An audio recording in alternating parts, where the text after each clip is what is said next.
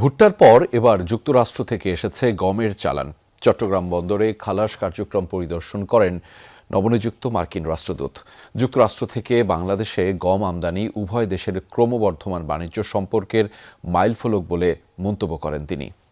RFL gas stove hassle free auto ignition নিশ্চিত করে ঝামেলাহীন রান্না। আরএফএল গ্যাস স্টোভ নিরাপদ ও ঝামেলাহীন।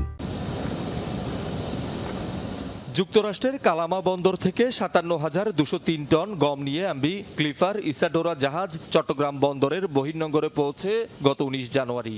এরপর খাদ্য বিভাগের সাইলো জেটিতে শুরু হয় খালাস।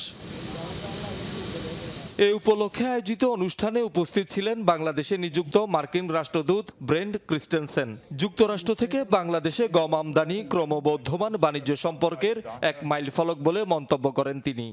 Bangladesh has long been a valued partner and beneficiary of U.S. agricultural exports, and today's shipment marks a milestone in our growing trade relationship. যুক্তরাষ্ট্রের গম চাষিদের বাণিজ্য সংগঠন ইউএস হুইট অ্যাসোসিয়েশনের সাথে ২০২৫ সালে স্বাক্ষরিত সমঝোতা স্মারক অনুযায়ী ২০৩০ সাল পর্যন্ত প্রতি বছর ৭ লাখ টন গম আমদানি করবে বাংলাদেশ। এই অর্থ বছরে 6.6 লাখ মেট্রিক টন গম আমরা আমদানি করেছি। এগুলোর কোয়ালিটি অনেক ভালো এবং ওনাদের যে ডিসচার্জিং যে ওয়েটা বা ওনারা প্রতি মুহূর্তে ওনারা করে নজরদারিতে রাখেন। আন্তর্জাতিক পণ্য ব্যবসায়ী প্রতিষ্ঠান অ্যাগ্রোকার্ফের মাধ্যমে ৩টি বিক্রয় চুক্তিতে বাংলাদেশ প্রায় ৬,৬০,০০০ মেট্রিক টন গম কিনেছে।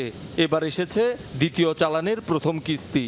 ২,৩৯,৬০০ টন কার্গো অলরেডি আমরা পেয়েছি এবং দ্বিতীয় চুক্তির এটা হলো দ্বিতীয় জাহাজ।